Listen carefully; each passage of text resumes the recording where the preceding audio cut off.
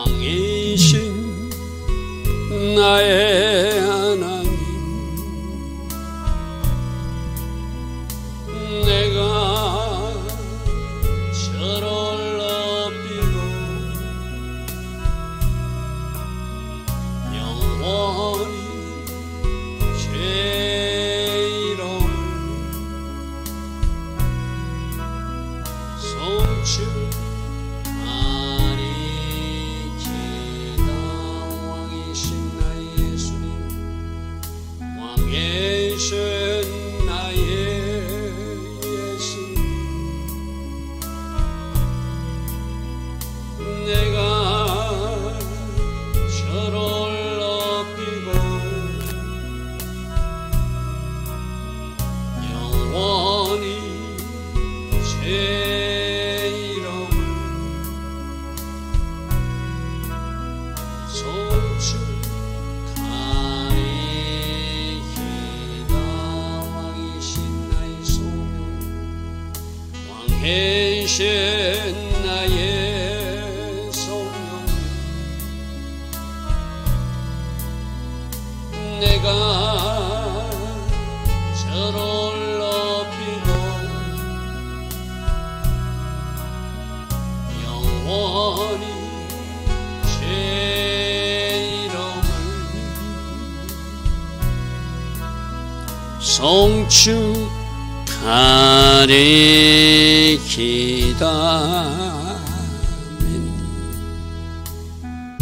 좋으신 아버지 하나님, 오늘도 우리에게 새벽 은혜 주셔서 하루의 첫 시간 하나님 앞에 정렬하며 하나님을 예배할 수 있는 이 복으로 인도하시니 감사합니다. 새벽마다 주시는 잠언서 말씀, 우리를 비추는 말씀의 거울이 되게 하여 주시고 거울 속에 비친 내 모습을 정직히 바르게 보며 고칠 것은 무엇이고 또 잘 세워나갈 것은 무엇인지 발견하는 은혜가 성령 하나님이 도우심으로 이루어지게 하옵소서. 우리에게 필요한 맞춤 은혜, 우리에게 필요한 맞춤 기름 부음 오늘도 부어주실 줄 믿습니다. 오늘 우리에게 꼭 필요한 말씀도 만나게 하시고 꼭 필요한 은혜와 기름 부음이 우리 삶에 임하여서 하루의 삶으로 영광 돌릴 수 있는 우리 모두 되게 하옵소서. 예수와 하마시아 이름으로 감사하며 기도드리옵나이다. 아멘. 오늘도 새벽에 일어나 하나님을 예배하는 여러분들 축복합니다. 우리는 지금 잠언서를 통하여 의인은 어떻게 살고 악인들, 어리석은 자는 어떻게 살고 그 결과는 무엇인가 반복해서 비슷한 말씀을 계속 듣고 있습니다. 자, 오늘은 18장 13절부터 보겠습니다. 어떤 사연을 듣기 전에 대답하는 자는 미련하여서 욕을 당한다. 그러니까 어떤 말을 들을 때 우리가 충분히 듣고 그 사람의 필요한 말을 잘해줘야지, 그 말하는 중에 우리가 중도에 끊어버리면 그쪽에서 말하고자 하는 것이 제대로 우리에게 전달되지 않겠죠. 그죠? 그러니까 이게 미련한 사람들은 다 듣지도 않고 자기가 판단하고 자기가 결정해서 또 자기 나름대로 처방전을 주니까 오히려 그 사람에게 위로가 되는 것이 아니라 상처가 되고 오히려 그 일 때문에 그에게 미움을 받고 욕을 당하는 이런 일이 있다. 그러므로 성급하게 하지 말고 충분히 들어주라는 거예요. 자, 우리 야고보서에도 이런 말씀이 있거든요. 내 사랑하는 형제들아, 너희가 알지니 사람마다 듣기는 속히 하고 말하기는 터디하라. 그러니까 다 들어주고 듣는 데 집중하고 말하는 거는 좀 천천히 생각해서 그 사람에게 필요한 말을 해줘야지. 딱 끊어가지고 내가 판단해버리고 알았다고. 이건 이것 때문이라고. 그렇게 말하면 그 뭔가 말하는 사람을 상담하는 사람들이 마음에 또 다른 상처가 될 수 있겠죠. 그죠? 그래서 말하기는 더디하고 썩내기도 터디하고 돋는 거는 속히 하라. 이게 야고보서 1장 19절에 있는 말씀이거든요. 그러니까 우리가 누군가 상담할 때 특별히, 그리고 여러분들 누군가 상담해 줄 때 말씀의 정답으로 상담해 줘야지, 말씀이 정답이 아니라 내 감정이나 내 기준으로 상담해 주면 그건 엉뚱한 대로 끌고 가는 것이죠. 그죠? 특별히 여러분들 그거 조심해야 돼요. 말씀에서 뭐라고 하는지를 잘 살피고 말씀의 정답을 그에게 잘 조심스럽게 전달해야 되죠. 그죠? 그래서 충분히 들어줘야 돼요. 어떤 이야기를 할 때.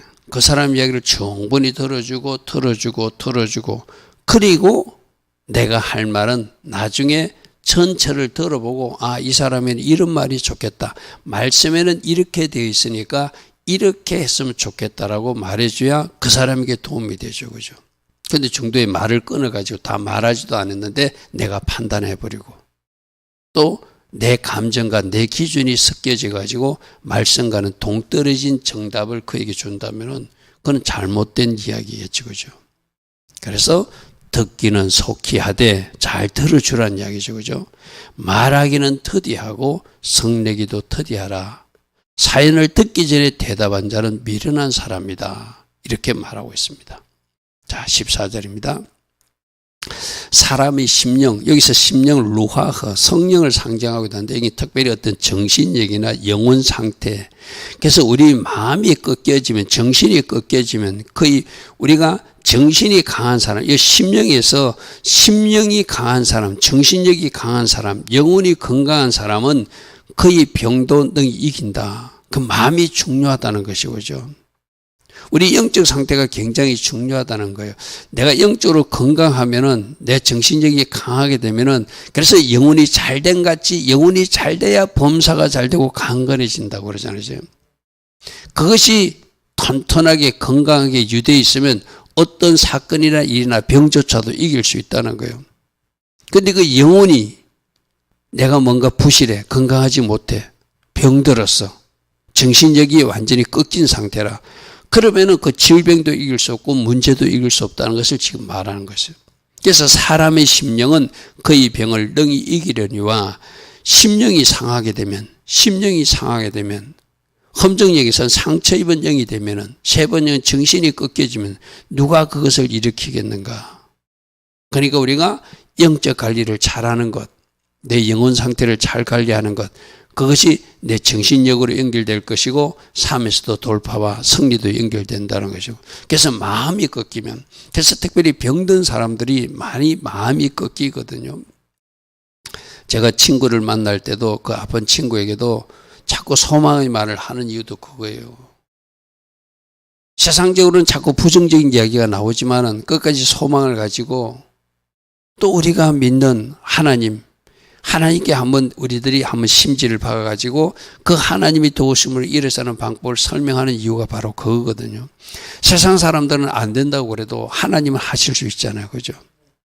그래서 뭔가 이렇게 마음이 접혀진 사람, 꺾인 사람들은 그게 이제 나중에 우울증으로 발전되고, 그것이 자기 마음이 꺾이면 더 이상 소망도 가지지 못하고 기대도 하지 않으니까 똑같은 주사를 맞는데도 효과가 있는 사람이 있고 효과가 없는 사람이 있다는 것이죠. 그죠? 여러분 그런 이야기 들어봤습니까? 어떤 소화제를 그 약에 아주 유효한 처음으로 개발된 아주 좋은 치료제라고 말하면서 의사 선생님이 그 환자에게 소화제를 줬는데 그 소화제를 진짜 새로 개발한 그 치료제로 믿고 그렇게 자기를 소망을 두고 관리한 사람은 결국 자기 병이 낫는다는 이야기도 우리 있잖아요. 그죠? 소화제를 먹었어요. 어쩜 치료제가 아니었어요. 그러나 그가 마음이 살아나니까, 마음이 꺾인 것이 다시 살아나니까 질병도 치유된다는 말이 바로 그 말이거든. 그죠? 그래서 우리 마음을 지키는 것, 우리 정신력, 우리 영적인 어떤 건강이 얼마나 중요한지를 거기서 말해줘. 그래서 영적으로 건강한 사람은 어떤 환경이나 문제 때문에 좌절하지 않습니다. 그것 때문에 넘어지지 않습니다. 그 문제보다 크신 하나님을 바라보고 소망을 갖기 때문이죠. 자, 15절입니다. 명철한 자의 마음은 지식을 얻고, 앞에서도 나왔어요. 내가 원하는 것을 원한다 해서, 내가 듣고 싶은 것을 듣는다 해서, 명철한 사람들은 자꾸 지혜로운 것을 듣고 싶은 거예요. 하늘이 지혜를 가까이 하고 싶어서 자꾸 말씀을 듣고 주님 앞에 무릎으로 나가서 하늘이 지혜를 구하고, 그래서 결국 얻어지는 것이 하늘이 지혜고 하나님 주신 지식이라는 거예요. 그래서 지혜로운 자의 길은 지식을 구해서 자꾸 좋은 것을 구하게 된다는 거예요. 근데 미련한 자는 미련한 것을 구하고 미련한 것을 찾는다. 우리 앞에서도 그런 말씀을 보았어요. 그죠? 잠언서 15장 14절에 명철한 자의 마음은 지식을 요구하지만 미련한 자의 입은 미련한 것을 즐기느니라. 그래서 내가 지금 어떤 쪽으로 방향을 향해서 무엇을 구하고 찾고 있는지 보면 그 사람의 영적 상태나 신앙 수준을 알 수 있는 것이죠. 그죠? 여러분들이 하루 시간을 사용하는 것 내가 한번 체크해 보라 했잖아요. 여러분 하루 시간을 체크해 보면은 이 사람이 하늘의 지혜를 구하는 사람이구나. 영적인 것이 중요한 것을 아는 사람이구나. 그렇지 않구나 하는 것을 그 사람의 하루 사용 시간표를 보면 알 수 있어요. 여러분 스스로 한번 체크해 보라고 그래서 그죠? 내가 하는 말도 한번 내가 스스로 녹음해서 한번 들어보고 내가 하는 시간도 체크해 보면은 내가 지금 무엇을 원하고 어떤 방향으로 달려가고 있구나. 그럼 잘못된 것을 아는 사람은 즉시 제자리로 돌려놔야 되겠죠. 명철한 자의 마음은 지식을 원하고 지혜로운 자의 길은 지식을 구하느니라. 근데 미련한 사람들은 미련한 것에 자꾸 귀를 기울이고 내가 듣고 싶은 것을 듣고 내가 찾고 싶은 것을 찾아서 결국 엉뚱한 방향으로 가는 사람들이 미련한 사람들의 모습이라고 그랬어요. 그죠? 자, 16절입니다. 여기서 선물과 뇌물을 우리가 좀 구별해야 되는데, 선물은 좋은 의미로 감사의 표시고 또 존경의 의미로 뭔가 평소에 은혜를 받았고 도움을 받았기에 감사의 의미로 그 사람이 주는 것이 선물이죠. 그죠? 그 뇌물은 뭐죠? 부정한 목적으로 어떤 자기 목적을 이루기 위해서 누군가에게 주어서 판결이나 어떤 또 다른 것을 바꾸고자 하는 나쁜 마음이죠. 그래서 뇌물은 나쁜 것이고 선물은 좋은 것이에요. 여러분이 할 수만 있다면 여러분이 한계 안에서 여러분이 뭔가 감사를 표할 수 있는, 또 전혀 나하고 관계는 없지만 내가 누군가에게 이 선물을 주고 싶은 사람도 있을 수 있잖아요. 그죠? 그 선물을 통해서 뭐가 건너가죠? 복음이 건너갈 수 있죠. 그죠? 여러분들이 전도하고자 하는 사람들에게 여러분들은 어떤 선물을 한번 전달해 본 적이 있습니까? 그죠? 크고 가치 있는 것이 아닐지라도 여러분들이 정성을 다해서 그 선물을 전달하면 그 선물 때문에 그 마음이 열린다는 거예요. 그래서 사람의 선물은 그의 길을 넓게 하고 존귀한 자 앞으로 그를 인도하는, 그렇게 좋은 의미의 선물은 그 사람을 뭔가 복되게 한다는 거예요. 여러분 전도할 때도 무조건 말로만 전하지 말고 여러분이 관심 있게 섬기는 사람들을 한번 작은 선물이라도 전달하면서 그에게 또 꼭 필요한 것이 무엇인가를 알고 선물하는 것, 그것이 바로 우리 좋은 의미의 어떤 전도할 때 사용하는 선물 방법이잖아요. 그죠? 그런데 뇌물은 뭐죠? 그것을 주어서 자기 이익을 구하느니까 이거는 나쁜 거예요. 그죠? 뇌물은 그 임자가 보기에 보석 같은 적, 그가 어디로 향하든지 마치 요술방망이처럼 사용하여서 형통하게 하는 것, 이거는 나쁜 의미라고 그래서 그죠? 그래서 뇌물 쓰던 사람 또 뇌물 쓰고, 뇌물 쓰면 또 뇌물 쓰고, 판결을 굳게 하고, 뇌물 쓰면 또 해가지고 부당하게 이득을 취하고, 뇌물 써가지고 부당하게 자리까지 뺏고, 그거는 나쁜 것이지만 좋은 의미의 선물, 감사의 선물일 수도 있고 복음을 전하기 위해서도 주는 선물일 수도 있고, 또 하나님 주신 거룩한 부담감 가운데 네가 가진 그거 저 사람이 주었으면 어떻겠니 하고 말했을 때 그것에 순종해서 주었더니 그 다음 단계 또 하나님이 일하심이 나타나는 것도 보게 되죠. 그죠? 선물은 좋은 것이다. 선물은 좋은 것이다. 그러나 뇌물은 자기 개인의 욕심과 이익을 추구하기 위해서 주는 거니까 그건 하나님이 기뻐하지 않는 모습이겠죠. 자, 17절입니다. 아까도 말도 끝까지 들어보라 하듯이 재판할 때도 송사에서도 먼저 온 사람의 말이 바른 것 같으나 먼저 한 사람 말만 시켜놓으면 그 사람 말이 맞는 것 같아. 그런데 그 상대자가 와서 그 말한 걸 들어보면 아니에요. 그래서 여러분들도 내가 그러잖아요. 가끔 그런 이야기 저하고 상담하는 사람들 있죠. 어떤 사람들에게 어떤 이야기를 들었으면 그 반대편 이야기도 들어봐라. 만약 부부 문제, 부부가 싸워서 여러분이 상담을 해요. 그럼 부부가 상담할 때 아내의 말만 들으면 아내의 말이 100% 맞는 것 같아. 그러면 그 남편의 말도 한번 들어봐야지 종합적으로 판단할 수 있는 거예요. 바로 이 말이 그 말이거든요. 한 사람 말만 들으면 한 사람 말이 맞는 것 같아. 근데 그 상대자가 와서 말하는 거 보면 그 말이 앞에 사람 말이 맞는 게 아니라 틀린 부분도 밝혀진다는 거예요. 세 번역은 이렇게 해놨습니다. 송사에서 재판에서 먼저 말하는 사람이 말할 때는 옳은 것 같지만 상대방이 와봐야 사실이 밝혀진다. 그래서 여러분 상담할 때도 보통 아내분하고 상담했으면 그 바깥 남편분도 들어봐야지 종합적인 그 가정의 일이 나타나요. 자녀하고 부모 관계도 마찬가지거든요. 부모 이야기만 들어볼 것이 아니라 자녀 이야기도 들어봐야지 종합적으로 이 가정에 무엇이 문제라는 게 밝혀지죠. 그래서 만일 사람들끼리도 다투거나 이럴 때 중재자가 되고 싶으면 양쪽 이야기를 공정하게 듣는 기가 있어야 돼요. 근데 내가 어느 한쪽에 기울어 가지고 들으시면은 그 듣는 단계부터 실패하거든요. 특별히 이 일이 어느 데서 일어나죠? 가족 관계에서 이런 일이 많이 나타나죠. 무조건 내가 가족 편이 돼서 가족이 옳다고 하면은 그 가족 아닌 사람 이야기는 다 틀린 것으로 내가 간주해버리면 이건 올바른 상담이 될 수 없잖아요. 그죠? 그래서 한쪽 사람 이야기도 들어보고 반대편 사람도 들어봐야 돼. 특별히 가족 관계에서 조심하시기 바랍니다. 내 가족이라고 그쪽 이야기만 무조건 들어주는 것이 아니라 반대편 이야기도 들어줘야 돼요.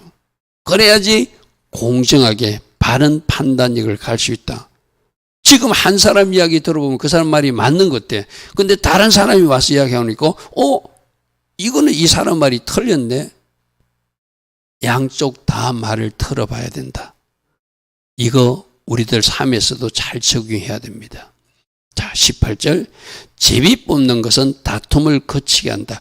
이거는 대전제가 뭐냐면은 이 구약의 어떤 이스라엘 백성들에서 제비 뽑기 속에서도 하나님이 간섭하시고 일하신다는 것을 믿기 때문에, 그래서 어떤 다툼이 일어났을 때 결정이 나지 않을 때 제비 뽑기로 결정하는 방법이 바로 그것이거든요. 제비 뽑는 것은 다툼을 거치게 해서 강한 자 사이에서 문제를 해결하기도 한다. 서로 협의하고 서로 잘 논의해가지고 해결하면 좋겠지만은 해결책이 없어요. 그러면 제비뽑기 속에서도 하나님이 일하심을 믿는 사람들은 그럼 이것을 제비뽑기로 결정하자. 그리고 진 사람은 승복하자. 그래서 제비는 사람이 뽑지만 우리 잠언서 16장 33절에 나왔죠. 그죠? 그 모든 일의 작정은 여호와께서 제비뽑기에서 간섭하셔서 결정하신다는 것을 믿는 사람들은 제비뽑기를 통해서 어떤 분쟁이나 다툼도 그치게 하는, 왜? 그 가운데서도 하나님이 일하셨다고 믿는, 여호와의 주권을 믿는 사람들은 그 방법을 사용한다는 것이죠. 근데 이게 오늘날 우리에게도 좀 필요해요. 오늘날 우리에게 내가 이야기했잖아요. 인간들의 결정 다수결은 틀리다고 그래서 그죠. 사람이 많다고 맞는 것이 아니라 그렇게 따지면 10명의 정탐꾼들, 부정하게 말하는 사람들, 악평한 사람들이 맞잖아요. 그러나 하나님은 누구 편이었죠?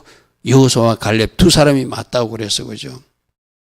그래서 오늘날 이 땅에서 일어나는 다수결 제도에 여러분들 목매는 거, 그거는 하나님의 자녀로서 올바른 방식이 아닙니다.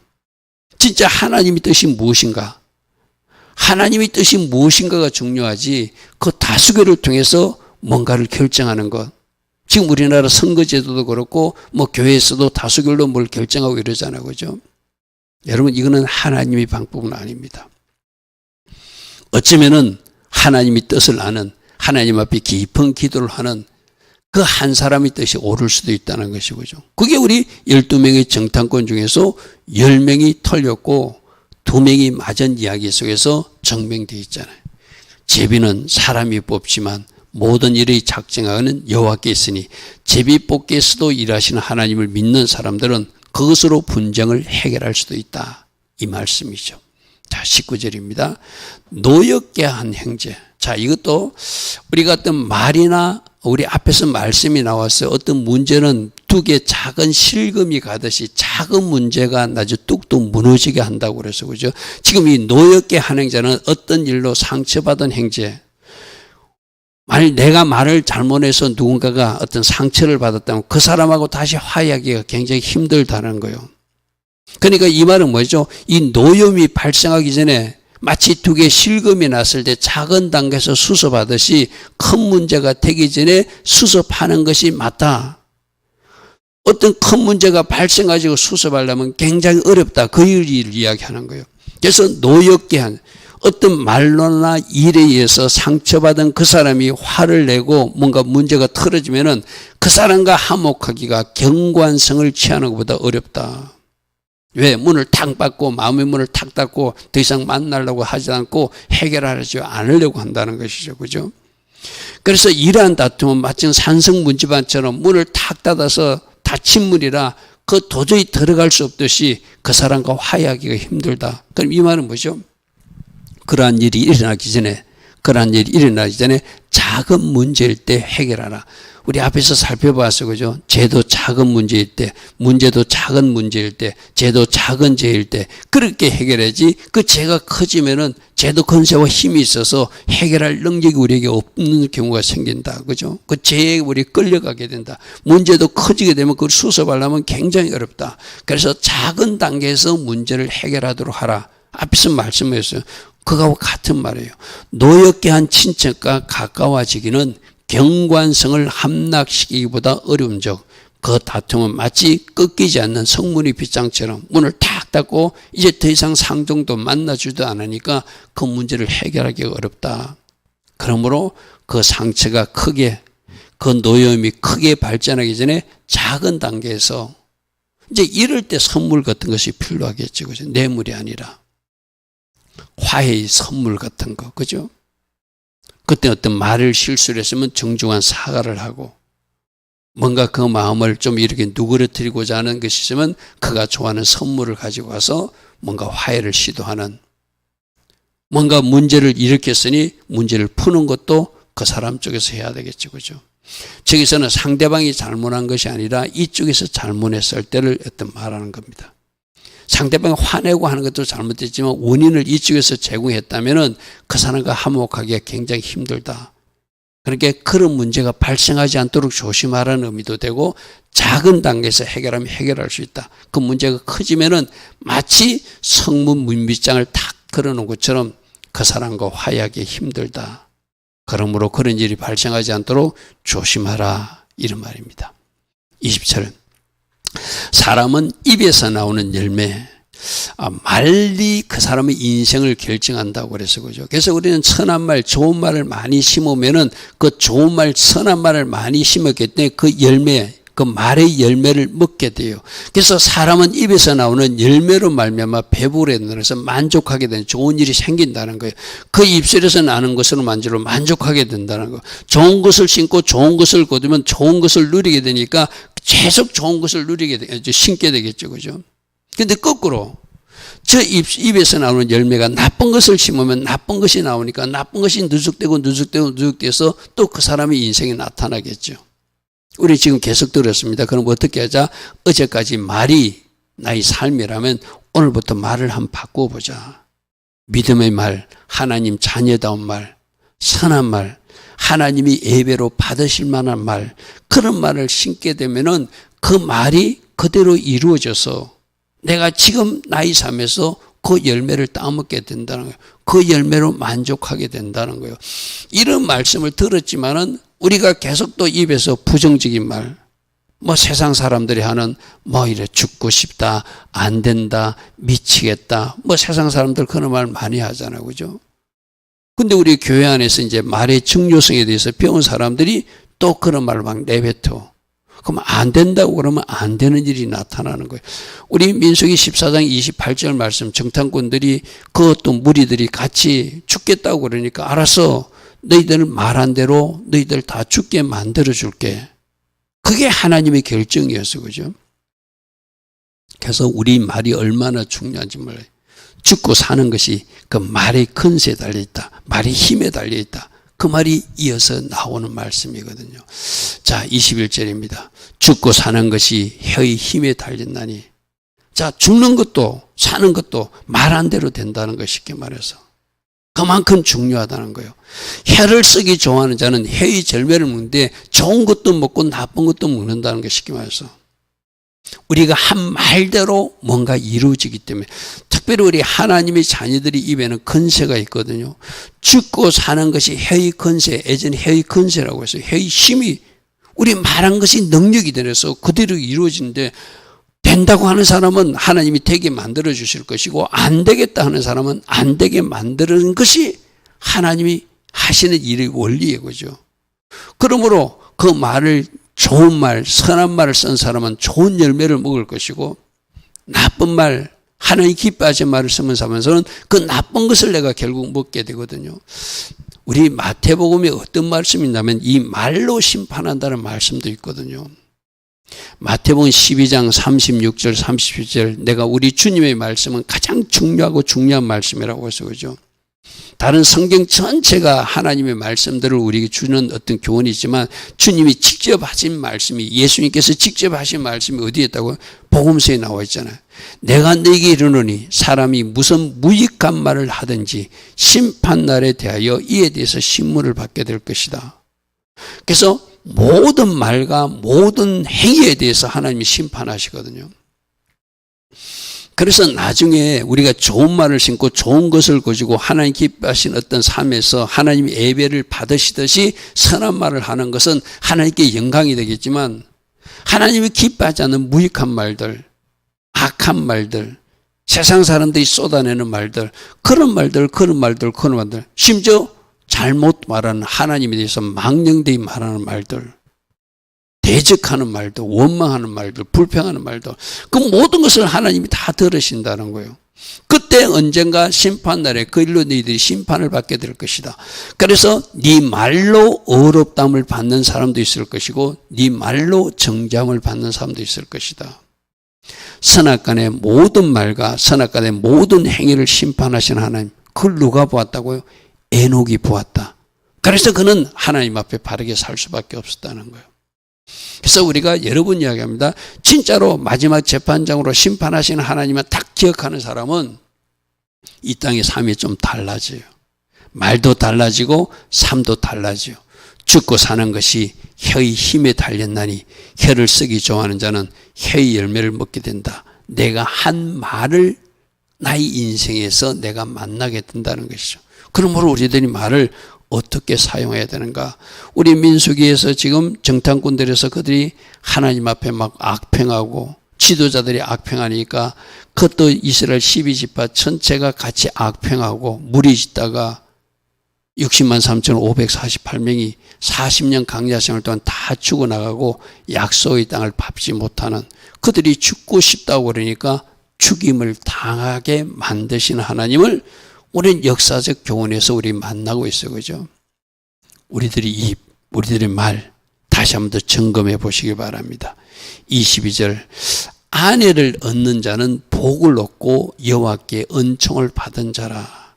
여러분 잠언서 뒤에 19장에 보면 집과 재산은 조상에게서 상속하는 것이지만 여호와께서 슬기로운 아내는 여호와께서 주시는 거래. 그러니까 이거는 서로 상호적이라고 생각하면 돼요. 꼭 아내뿐만 아니라 좋은 믿음의 남편을 만나는 것도, 좋은 믿음의 아내를 만나는 것도 하나님이 주신 복이다. 할렐루야 하면. 이것도 어떤 거죠? 내가 믿음의 삶을 잘 살아오고 내가 하나님 기뻐하신 길을 걸어가면 하나님 주시는 선물이 배우자라는 거, 쉽게 말해서. 그러니까 지금 우리 청년들은 어떻게, 내가 믿음의 어떤 삶을 잘 살아가면서 내가 하나님 안에서, 울타리 안에서 살아가면서 그 믿음의 배우자를 구하면 하나님이 그 구한 배우자를 주신다 이 말이죠. 제가 우리 화요일날 성경 공부할 때도 청년이 그런 이야기를 했어요. 이 배우자 놓고 기도하는 것에 대해서 저에게 상담을 했어요. 구체적으로 구하되 하나님께서 원하시는 것, 내 뜻대로 마시고 아버지께서 정하신 배우자가 저희 짝이 되기를 원합니다. 그러나 내가 원하는 것은 이런 사람이라고. 그러면서 내가 요한복음 15장 7절 말씀을 주었거든요. 우리가 하나님 안에, 예수님 안에 가고 예수님 말씀이 우리 안에 거하면은 우리가 구하는 것이 이 세상 것 정욕적으로 구하지 않는다는 것이죠. 그죠? 하나님 뜻에 합한 것을 구하니까 내가 구하는 것이나 하나님의 계획이나 일치하게 돼 있다. 할렐루야 하면. 여러분, 우리 배우자가 지금 만나가지고 혹시 여러분들이 이거 아닌데 싶은 사람들은 우리가 뭔가 하나님이 사인을 주었는데 내가 우겼거나 그래서 아마 그런 배우자를 만난 사람도 있을 거예요. 그죠? 그럼 지금부터 그 사람하고 헤어지 아니죠. 이제 그것을 알았다면 이것이 내가 대가 치름이라고 생각한다면 기도하고 기도하여서 그 사람도 하나님이 사람이 되게 하고 하나님 주신 선물로 만드는 것도 또 지금부터 내가 해야 될 일이기도 하죠. 그죠? 여러분, 대원칙은 그 배우자 아내는 슬기로운 아내는 여호와께로 주신 복이래요. 하나님의 은총을 받은 자들이 그런 어떤 슬기롭고 지혜로운 믿음의 아내를 배우자를 만나게 된대. 그럼 우리 청년들은 이런 배우자를 놓고 기도해야 되잖아요. 그죠? 그냥 내 눈에 내가 보니까 좋아. 그래서 내가 우기면서 결혼해. 그러면 그 사람은 결혼하고 나서 후회하는 일이 발생하잖아요. 그죠?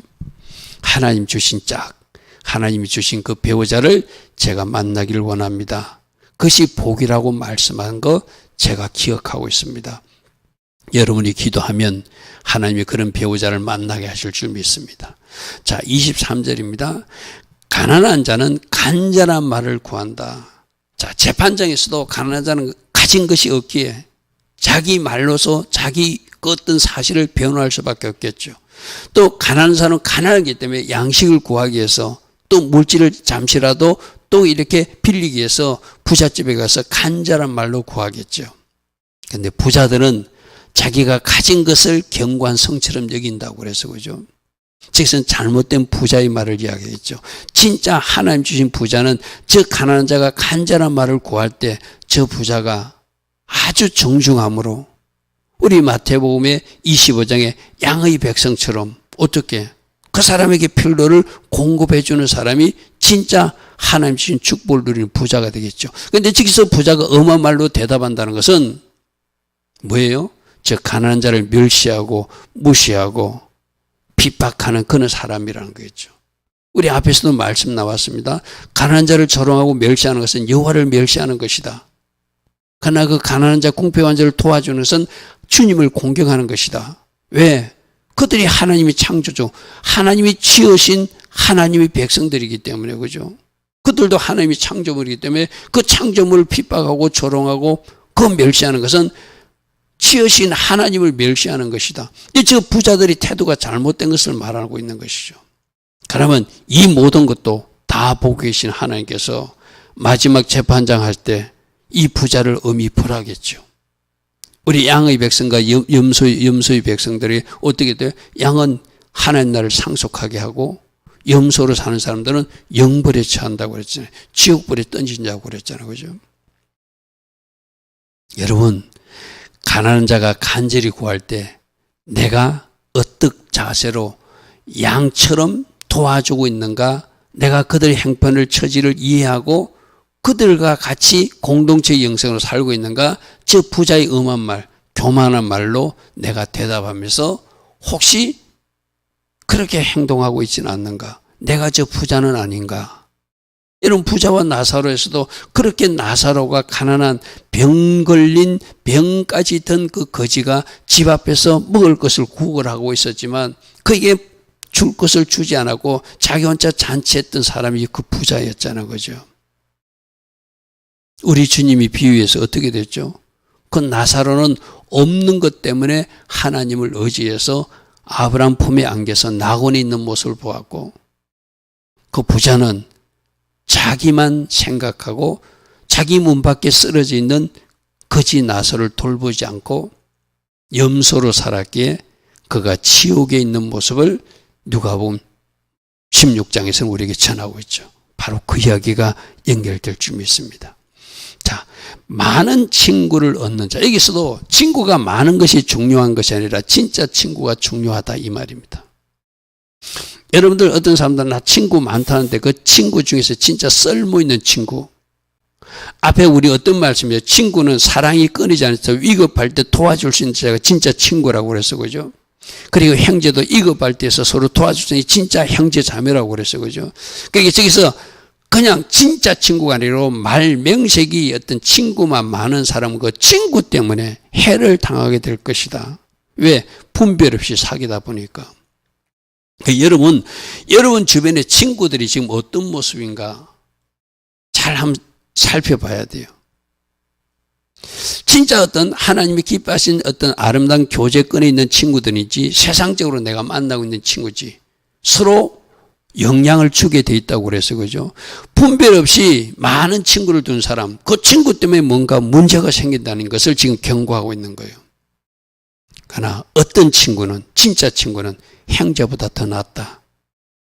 그러니까 여러분에게 진짜 친구가 있기를 바랍니다. 그리고 먼저 우리는 보통 주변에 진짜 친구를 원하잖아요. 그럼 그 전에 내가 그 사람에게 진짜 친구가 돼야 되겠죠. 잠언서 17장 17절에 어려움이 있을 때 기꺼이 도와줄 수 있는 친구. 그죠? 내가 그 친구 자리에 서서 그런 친구가 나에게도 있는가 살피는 친구 많은 수를 자랑하는 것이 아니라 진짜 친구가 나에게 있는가? 나는 누구에게 진짜 친구의 자리에 서 있는가? 오늘 그것도 한번 우리 잠언서 17장 17절에서도 살펴봤듯이 오늘 24절 말씀에서도 스스로 질문해 보시기 바랍니다. 좋으신 아버지 하나님, 우리 삶에서 우리가 조심해야 될 것, 또 우리가 잘 해나가야 될 것, 오늘도 계속해서 말씀하고 있습니다. 주께서 주신 말씀 가운데 우리가 말에 어떻게 조심해야 되는지, 내가 말의 실수는 없는지 오늘 특별히 우리에게 말하고 있습니다. 죽고 사는 것이 해의 건세에 달려있다. 해의 열매를 먹게 돼 있다.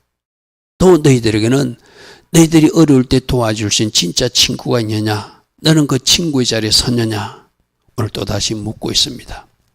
말씀에서 질문할 때 정직하게 그 말씀에 우리들 자신을 비추어 볼 수 있는 우리 모두 될 수 있도록 성령님 조명하여 주시고 바른 깨달음으로 바른 분별력으로 살아가는 우리 모두 되게 하옵소서.